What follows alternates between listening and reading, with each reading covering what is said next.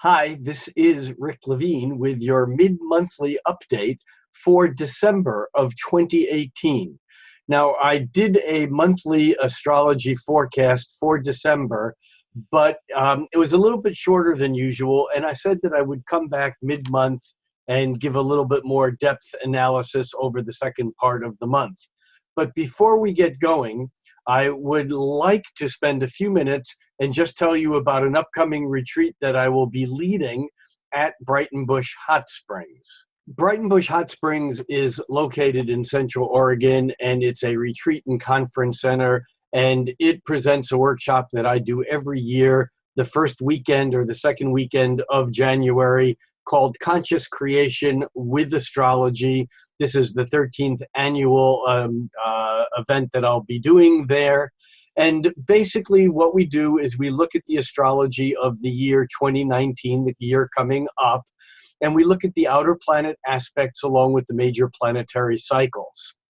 On Saturday and Sunday, we basically use the charts of the participants and look at all the natal patterns and all the significant transits coming up for 2019 as a way of understanding the larger scope of what 2019 is all about. It's a fantastic way to learn astrology by seeing the charts of so many people, one after another, with the people actually present. Brighton Bush is an amazing place. Often there's snow in January, but often it's just winter in Oregon, which means that it could be wet. The cabins are very beautiful. The hot tubs are hot. The whole place is geothermally heated, and so it's a pretty magical place to be in the winter. The workshop itself is $160 for the 3 days, for the Friday night, Saturday, and Sunday morning. Lodging runs between $80 and $130 a night, but that includes 3 meals a day, and they're all-you-can-eat full vegetarian meals. It's a fantastic place. If you want to find out more about it, registration is limited, but you can call 503-854-3320. For a reservation, or just go directly to brightonbush.com. Remember, registration is limited. These usually fill up. There still are a few places as far as I know. I will see you there, and it's a pretty amazing weekend always. So here we are about halfway through the month of December, and it's been a pretty interesting month already. I remember talking about the month of December with the planets moving into Sagittarius, with Jupiter back in its home sign of Sagittarius, as the energy really taking off, going ahead, kind of cutting loose and heading into the future. And it seems like on many levels, that's exactly what's going on. Here we are. I'm recording this on the evening of the 18th of December, but we've just had a Uranus that was half square to Neptune, which is a slow-moving outer planet transit that kind of holds its energy for a while. And this is kind of putting us in touch with the odd anxiety between the intellectual Uranian clear sense of what's going on and the dreamy, intuitive Neptunian sense. This sticks with us for the rest of the month. But boy, the energy sure changes over the next few days. Right now, the moon is in Taurus. It moved into Taurus on yesterday morning, actually on the morning of the 18th. All times that I'm talking about here will be times Eastern Standard Times. The charts that we'll be looking at will be in Redmond, but the times will be Eastern Standard Times that I'll be mentioning. So here we have a chart for noon on December 18th. And we can see that the moon is in Taurus. And of course, as the moon goes through Taurus these days, or any earth signs, it's going to be picking up on harmonious trines with Saturn and Pluto right now. And eventually, as the month progresses, the sun will move on into Capricorn also. So we're getting a real flavor of grounded earth over these days that becomes more and more important. On Thursday, the moon moves into Gemini, and once the moon is in Gemini, the energy picks back up, And we have just a crazy couple of days that are really exciting. I think that Thursday, Friday, Saturday, that would be the solstice and the full moon are just tremendous days of potential. And that potential begins when the moon moves into Gemini on the morning of Thursday at 9:34 a.m. And on Thursday, on that same day, the sun forms an exact trine with Uranus. Here you can see the sun at 28 degrees of Sagittarius, almost 29 degrees. And Uranus retrograding back into Aries now is at 28 degrees, 43 minutes of Aries. And so we get this electric buzz from the sun in fire sign Sagittarius, Uranus in fire sign Aries. We're getting some remedial work done because Uranus has already moved into Taurus. It moved into Taurus back in back in May of this year. And now that it's back in Taurus until March of next year, 2019, we're getting this chance to make those changes that we haven't yet made, that we thought about making, and maybe we thought we even missed the opportunity. I think we're going to see some of this on the political level as things really begin to heat up around the issues that are falling around the President of the United States and the legal troubles that seem to be deepening around him. Uranus being trined by the sun is really loosening up energy. It's giving us an ability to look ahead and to see what's far off into the future. Remember, this is what Sagittarius does. We also have Mercury in Sagittarius and Jupiter for the whole year in Sagittarius. But Mercury in Sagittarius is sneaking up on Jupiter. It's actually exact. Tomorrow, that's on the 21st, on the day of the solstice.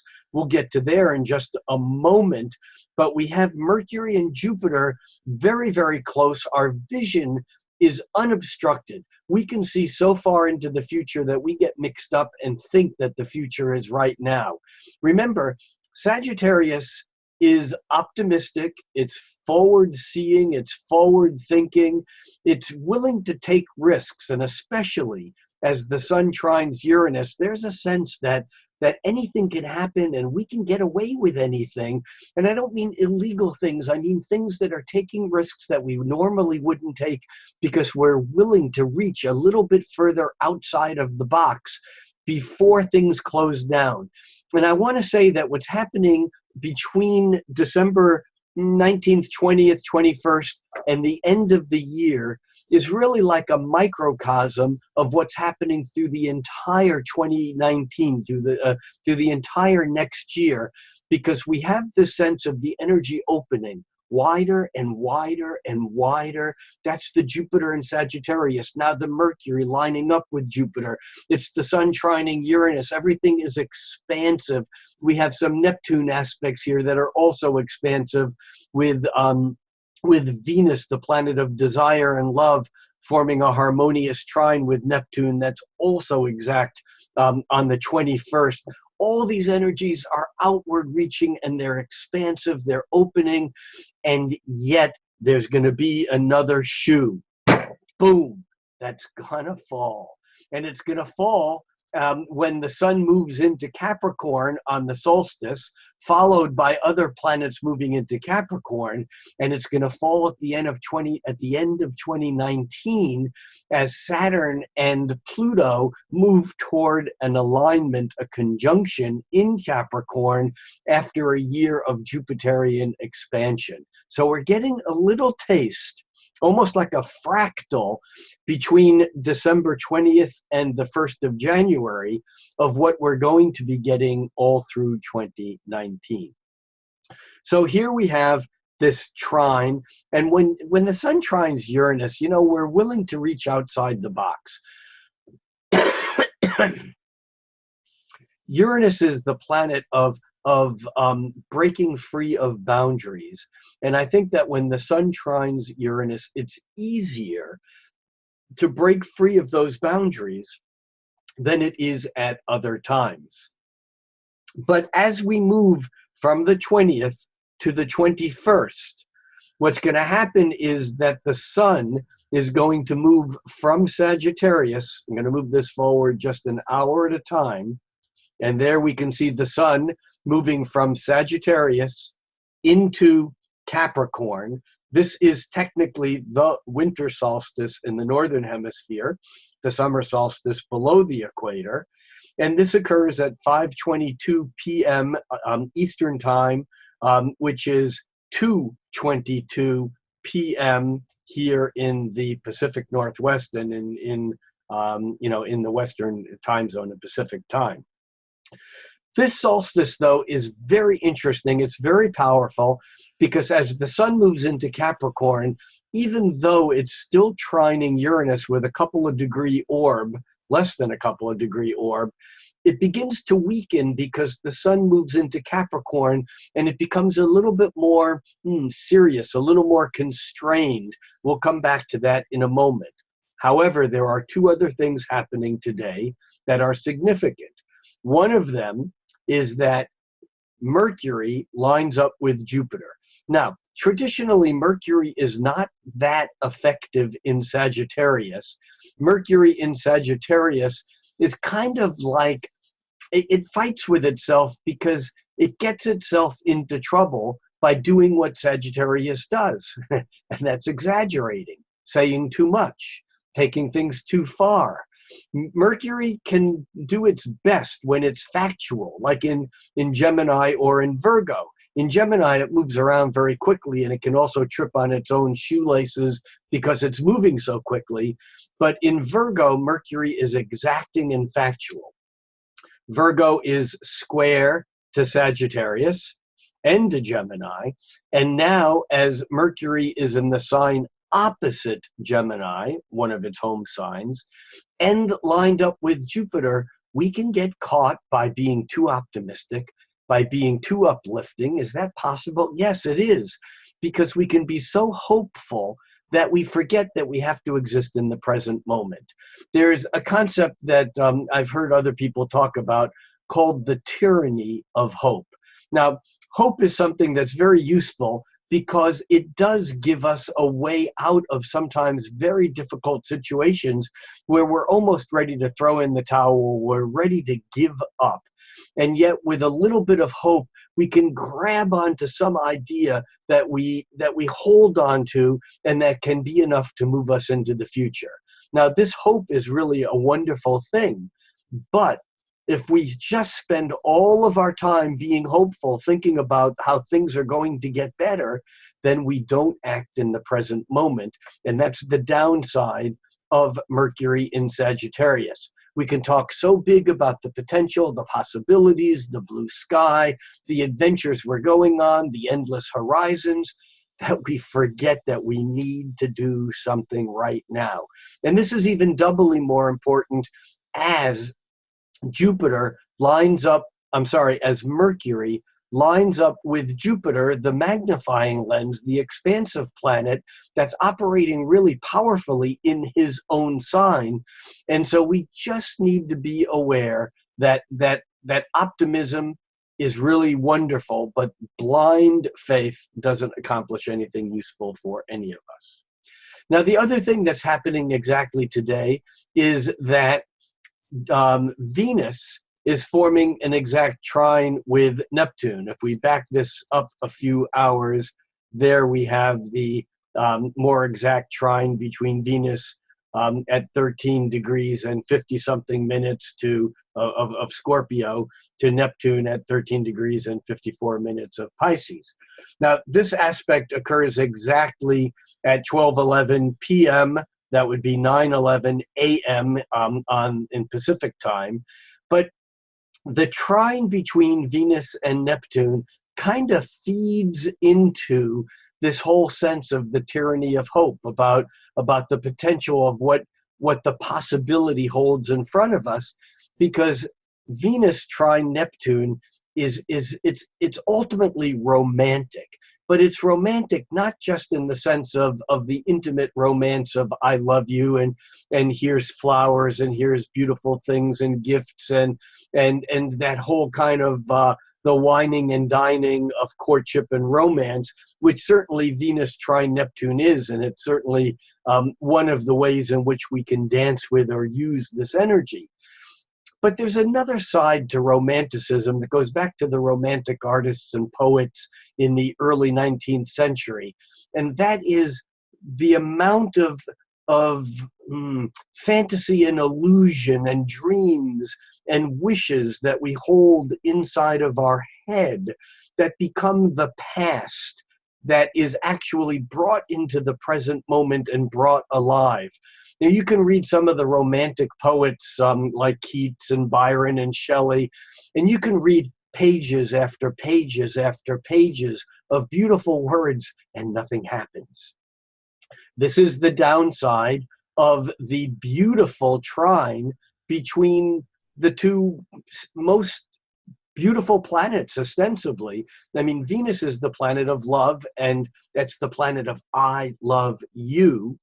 And Neptune is the planet of love. It's the love is all there is. It's love is the answer. It's agape. It's the love of God, or the love of that we have of a spiritual pursuit. And so when these two loves are working harmoniously in water signs, and water signs here are very important because it's the emotions. This is a very magical trine, and yet we can get lost in the fantasy. We can get lost in the dream. We can get mixed up with our own hopes and ideals, so that what we actually believe, what we want to happen, we actually believe is happening. So there's a bit of a danger there, but this still is a very powerful solstice, because as the sun moves into Capricorn, and that's on Friday afternoon in the United States, the sun moves into Capricorn, then the following morning, the moon moves from Gemini into Cancer. There it is right there. And the moon, once it moves into Cancer, is just about full, because the sun has just moved into Capricorn. The moon moves into Cancer, and boom, we have a full moon. The moon actually moves into Cancer at 11:27 a.m., and that's Eastern time. And so that's 8:27 a.m. here on the West Coast. But the actual full moon itself is just a little bit afternoon on the East Coast. It's 12:48 p.m. on the East Coast, and that full moon here on the West Coast of the United States is 9:48, almost 10 a.m. is when the moon is full. Now, this full moon is interesting for a number of reasons. Obviously, we have the sun that's still pretty closely trining to Uranus, but the moon is much closer to sextiling Uranus. If we just back it up a couple of hours, a few hours before the full moon, that moon will be sextiling Uranus. And so Uranus becomes a release point in the tension of this full moon. All full moons have a tension. It's like a tug of war. The sun is pulling us into a get real, be serious, march with tradition. You know, we're coming into Christmas and New Year's week. And there's a sense here of kind of falling into place and doing what we're supposed to, meeting obligations, even if it's involving partying. Remember, Saturn is the ruler of Capricorn. Saturn is in the sign of Capricorn now, and the Romans celebrated the end of the year as the Saturnalia. Those were almost like days that one could be free from the responsibilities of Saturn, almost like a reversal of roles. So we have the sun moving into Capricorn, which is saying make the shifts that we need to make to stabilize ourselves for the upcoming months. Meanwhile, while the sun is moving into social status, ambitious Capricorn, the moon is moving into keep it at home, keep it tender, keep it within the boundaries of our family, go back to roots and tradition. This is a very interesting solstice, and and then full moon, because there's that balance between the outer and the inner, the tension that is heated up between what we need to do in the outer world and where we want to hole up and go back to the places that are safe within our home and our family. Now, one other thing that's quite significant about, oh, and then of course we also have the Venus trine Neptune, which is also part of this full moon period. But there's another thing here that is very significant that won't be obvious to many people, because many people just look at the normal Ptolemaic aspects.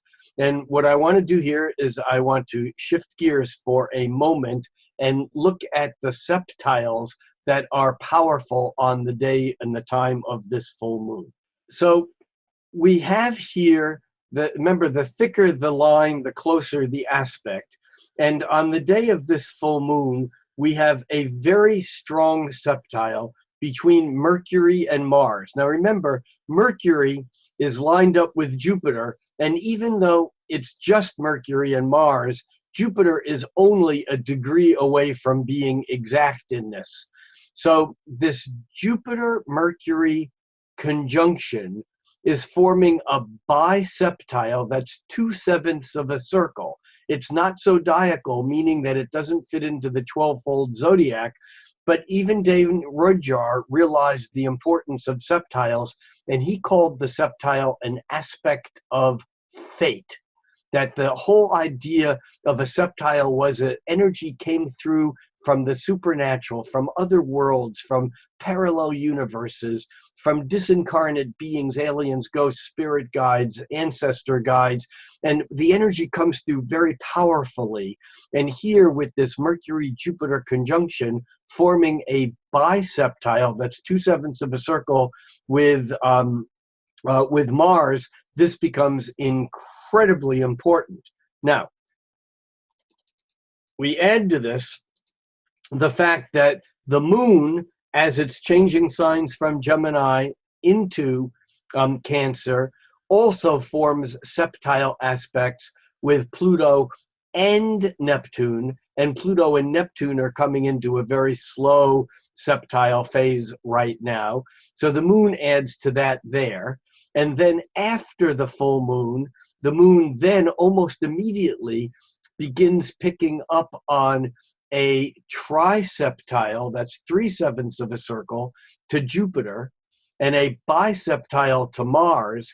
And this aspect pattern between the moon in Cancer and the Mercury-Jupiter conjunction in Sagittarius, the seeing very far, the optimism, the big ideas, and the directionless but spiritual warrior of Mars in Pisces, this energy has an incredible otherworldly buzz to it that can allow real magic to occur. It can allow us to almost step out of this dimension and into what Rumi refers to as the field. Beyond good, beyond evil, beyond judgment, there's a field, Rumi says. I'll meet you there. And it's almost like a karmic free zone, as if there's such a thing. But this sceptile pattern that we have cooking during this day is very profound, very important, and certainly something that if we don't pay attention to, we'll miss a little bit of the magic of this full moon. So let's come back to the normal aspects here that most of us know and love and recognize, and go on from this full moon, because the following day the moon is still active. Remember, we have a separating aspect between loving Venus, maybe intense, passionate, sometimes even jealous or possessive Venus in Scorpio, forming a harmonious trine with very spiritual and sometimes misdirected Neptune in Pisces. And we have the moon, this is Venus in water sign Scorpio, Neptune in water sign Pisces, and we have the moon now on December 23rd coming into a trine with both Neptune and Venus, creating what we call a traveling grand trine or a temporary trine. And this is on Sunday, midday on Sunday, beginning early in the morning and kind of staying with us throughout the day. So now we're here on Sunday, and we can see how this is very, very close through Sunday morning, and we get a real bump here on the magic of that watery energy. As we move into Monday, by Monday afternoon, let's move this ahead a bit more. By Monday afternoon, the moon, after making later trines with Mars and with Chiron, the moon actually slips into Leo, and the moon moves into Leo on Monday, just about noon on the East Coast. It's 11:58 a.m. East Coast United States, which is 9 o'clock or 8:58 a.m. here on the West Coast. But the other thing that happens on Monday is that Mercury makes aspects with Uranus and Neptune. And we have Mercury here forming a square with Neptune. That Mercury makes not only a square with Neptune, but it also makes a square and a half with Uranus. This is a bit of disruptive energy because remember, Mercury in Sagittarius has probably already been telling tall tales. And that Mercury makes a square to Neptune, and it can exaggerate. You know, Mercury and Neptune work on they work in different realms. Mercury wants to be exact. Mercury wants data. Mercury wants facts. Although in Sagittarius, it can be the tall tale teller. When that Mercury makes a square to Neptune, we can actually get tied up in deceits, in lies, in misleading people or being misled ourselves. We need to pay careful attention. That aspect is exact 2:40 p.m. and that's Eastern time. And then the Mercury square and a half to Uranus is 2:40 p.m. Eastern time, and the square to Neptune is at 7:30 p.m. Eastern time. And so Mercury first makes a square and a half to Uranus, and that can be a sudden breakthrough. This is going to be a theme also for 2019, as energies first make a breakthrough, and then we have to deal with cleaning up perhaps where we took the energy a little bit too far. So this energy on the 24th and onto the 25th is very significant because we get that Mercury buzz followed by the energy of the Mercury having to pass the square to Neptune. Now, as the moon is moving through Leo, we get a different flavor of trine energy, because as the moon moves through Leo on Christmas Day, we're going from Christmas Eve, where we have the dreams of sugar plum fairies dancing in our heads. That's the Mercury square Neptune, the fantasies, the illusion, the wishes are stronger than reality itself. But by the time the moon starts moving further along in Leo on Christmas Day, the moon actually forms trines with first Jupiter, and the trine to Jupiter is at 4:44 a.m. Eastern time, and then the trine to Mercury is at 12:05 p.m. So we can see the moon making first a trine to Jupiter, and then it makes a trine to Mercury by midday. And this is very powerful because it's about action and it's about making things happen. This is great for giving presents, for having fun, for being jolly. It's kind of a very, very nice day to spend. It's a very nice aspect to spend with Christmas Day for those people who celebrate Christmas. But by 4:30 in the afternoon, the moon actually moves on and makes a square with Venus. And here we get into the part of the day where we may overindulge. We may do too much. It's like everything is so sweet, we'll have more sweetness. And therefore, we may end up paying the price later on. The moon continues going around. It actually forms a trine with Uranus before it leaves Leo. And that is on Wednesday morning. and it moves into Virgo Wednesday midday. It's 12:49 p.m. Eastern time, so earlier here on the West Coast. And as the moon moves into Virgo, it's actually beginning to pick up on trines to now the sun in Capricorn, then Saturn in Capricorn, and then Leo in Capricorn. I'm sorry, then Pluto in Capricorn, and then the South Node in Capricorn. I alluded to this earlier on, but this is a very practical and down-to-earth period of time. This is a time when we can really, even though it's holiday season, put our feet really back on the ground while this grand trine is actually working its way out. It's a grand trine in Earth, but yet Uranus is lagging behind in fire. So we're really picking up on the practical Earth energy here, and that's through the 26th. By the 27th, the moon is actually forming the trine to Saturn. Again, another round of stabilization. The moon is also forming squares to Jupiter and then to Mercury. So we do have a little bit of disruption in here. But all of this is leading to another note that builds up by the 28th on Friday, and that involves Venus moving into a sextile with Pluto. Venus's sextile to Pluto deepens our ability to find a way to express our loving nature. It brings things up from the depths, more intensity. Venus in Scorpio itself is intensity. Here that it's sextiling its modern ruling planet Pluto is really picking up on that energy and making it even more so. The fact that the moon moving through Virgo is going to be picking up on trines to Pluto and a sextile to Venus really deepens this energy a lot.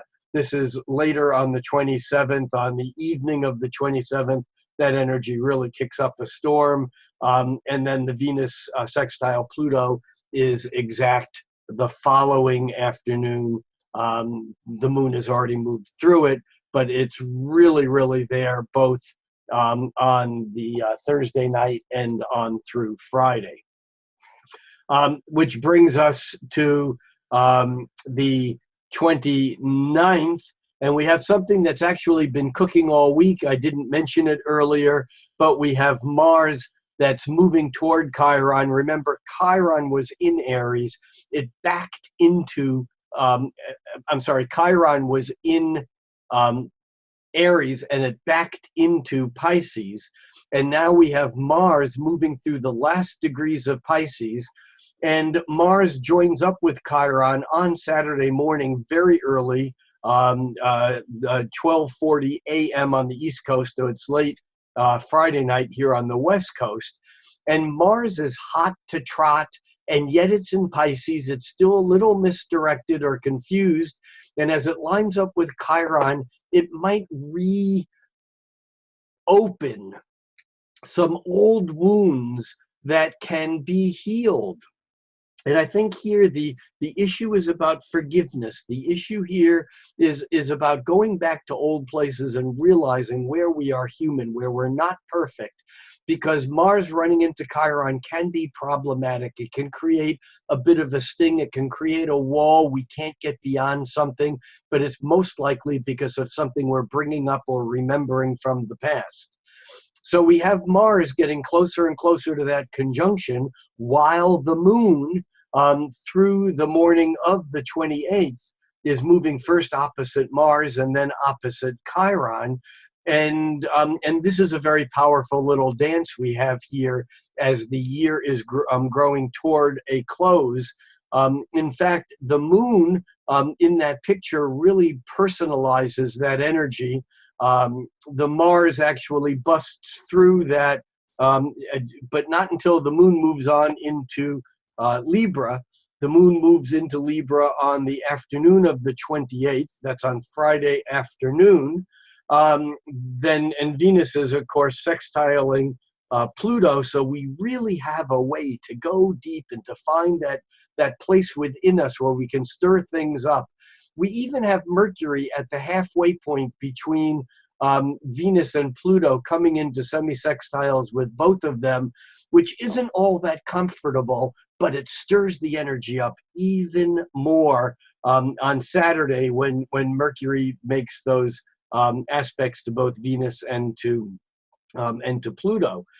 Meanwhile, we have Mars actually breaking through that conjunction, and Mars right now is on a run for the end of the year because Mars will actually go into Aries. It will enter Aries on New Year's Eve at 9:19 p.m., and that's Eastern time, so that's 6:19 p.m. Pacific time, and it's a hell of a way to end a year because we have it's almost like a new beginning. It's almost like the new year starts a few hours early, and we'll get back to that in a moment.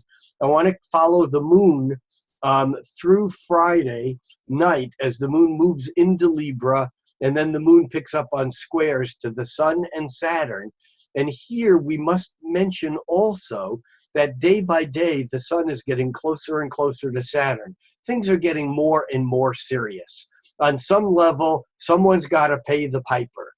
This is karma coming around. Grant Louis said that when the Sun conjuncted Saturn, this was a time when the chickens of ambition came home to roost. And he went on to say that if you've been feeding the chickens and tending them, they come home fat and happy, laying golden eggs. But if you haven't, if you've not been feeding them, if you've not been taking care of business, if you've been cheating on your income tax, if you've been scamming the government, if you've been running the government like a mobster, let's say, then the Sun-Saturn conjunction might be more like an instant karma. And here we have this building up to a crescendo that's not exact until the new year, but it's sure feeling like we're getting the strength of this building as the Sun moves 1 degree a day closer and closer to its conjunction with Saturn.